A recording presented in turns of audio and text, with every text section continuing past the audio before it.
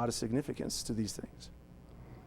You can actually see more of, or actually understand more of what's going on with the phoenix when you see it's been made into, in the Rosicrucian lore, a double-headed thing with the sun rising in the middle. It's symbolizing the beginning of time and the ending of time, the division of time, and that place where the heavens actually divide time. If you go to any Masonic building where rituals are held, where you go to meet, if you are part of the whole group of the echelons of the illuminated fraternities, you'll find that they've been dedicated to two Johns, always the two Johns, the ones that bracket the gospel, John the Baptist and then John the Revelator.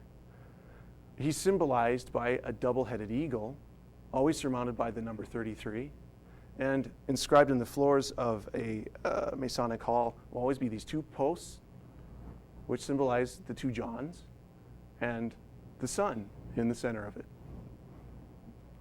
which is hearkening back to that symbol of what happens when the sign of the end of the age happens, that coordinary division of the precession.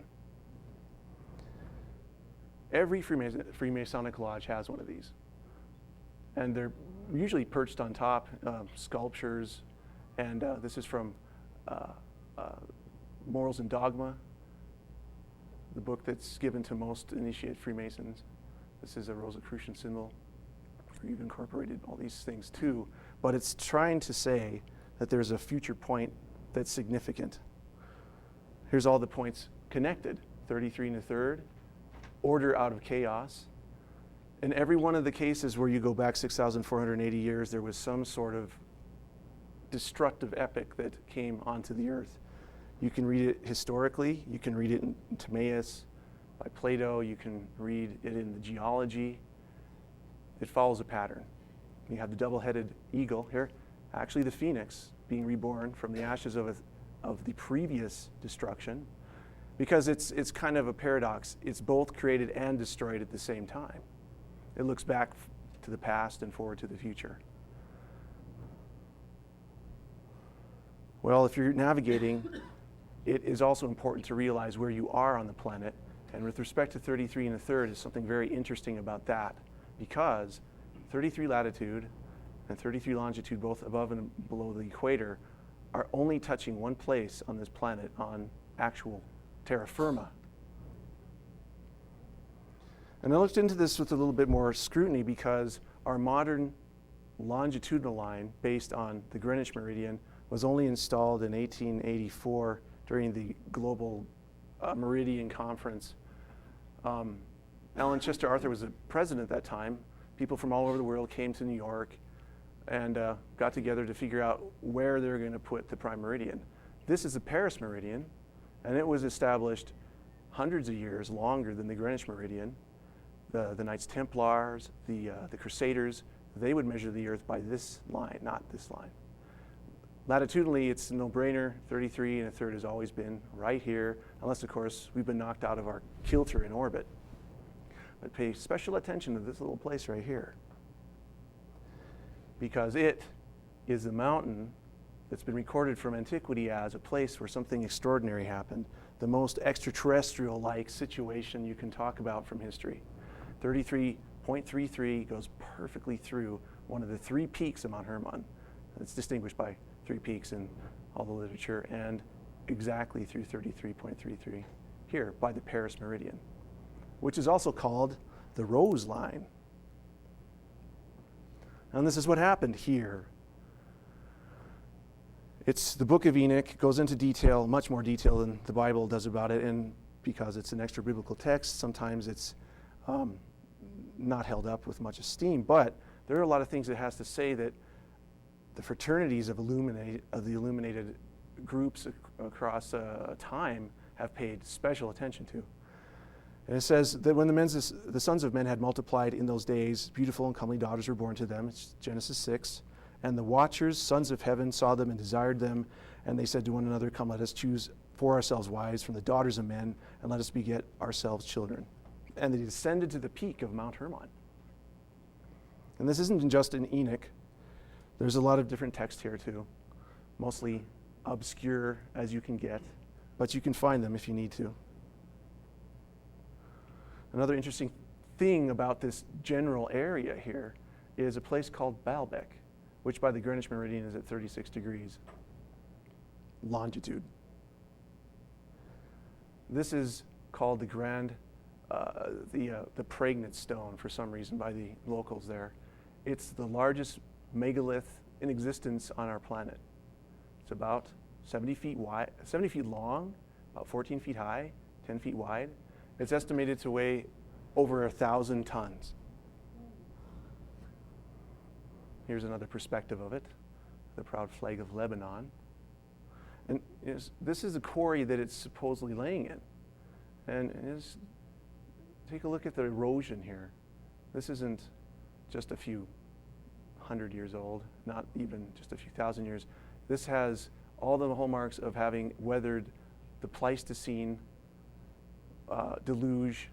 There's actually Pleistocene alluvials over the top of it. When this was excavated, it was only a little part of it coming out here, and it was covered by what are called Pleistocene alluvials because they were deposited nearly 13,000 years ago. Here's two gentlemen on what's called here the Grand Terrace. This is called the Trilithon. These aren't quite as large as the monolith that's laying in the quarry, but they're pretty close, and they're estimated to weigh around 900 tons each. This is about 30, 40 feet up.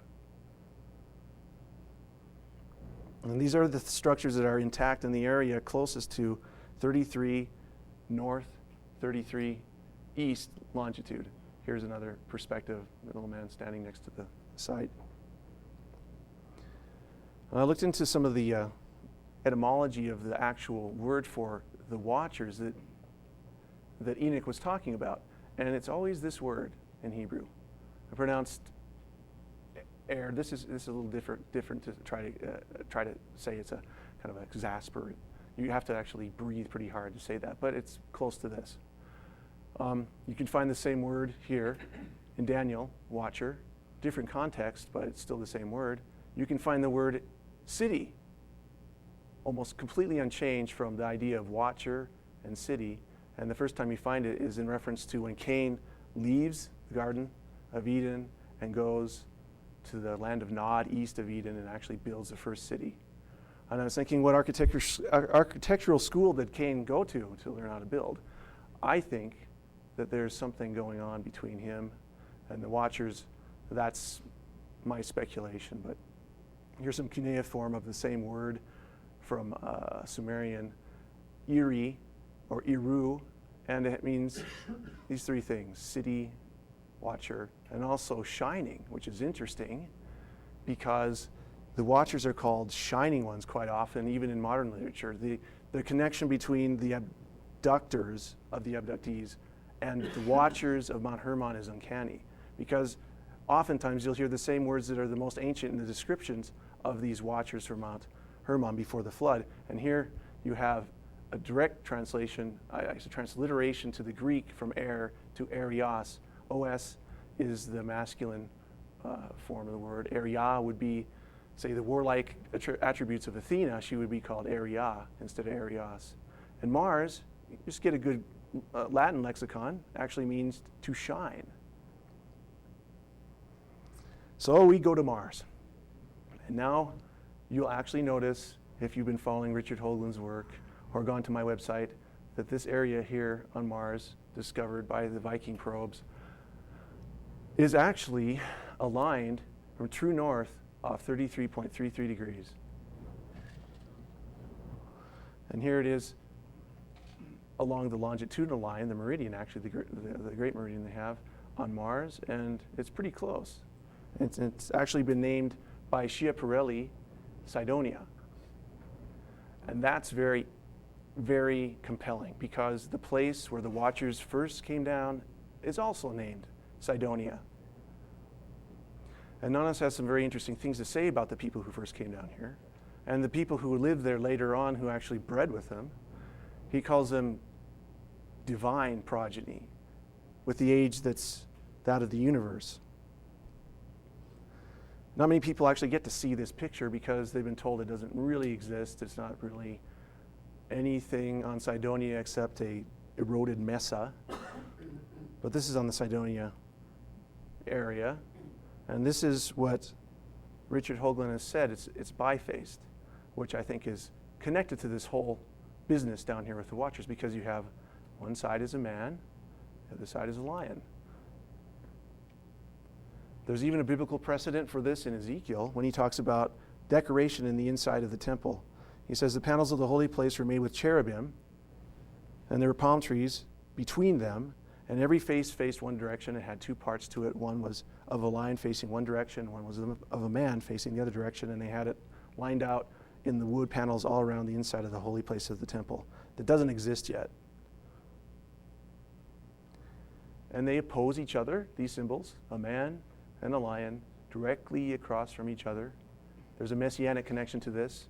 The Messiah came first as a man, and he's incarnate as a man, but when he comes again, it is said that he comes as the conquering lion of Judah. And you'll notice here's the eagle up here on the top.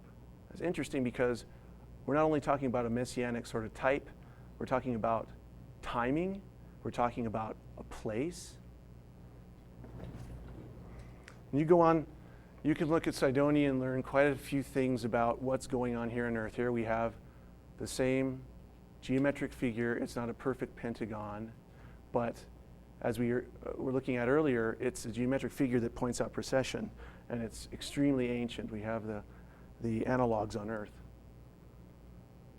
We also have a connection between it and Mars, the greatest war-making power probably ever, who has the power of the atom, has decided to put all their forces in this one pentagonal building.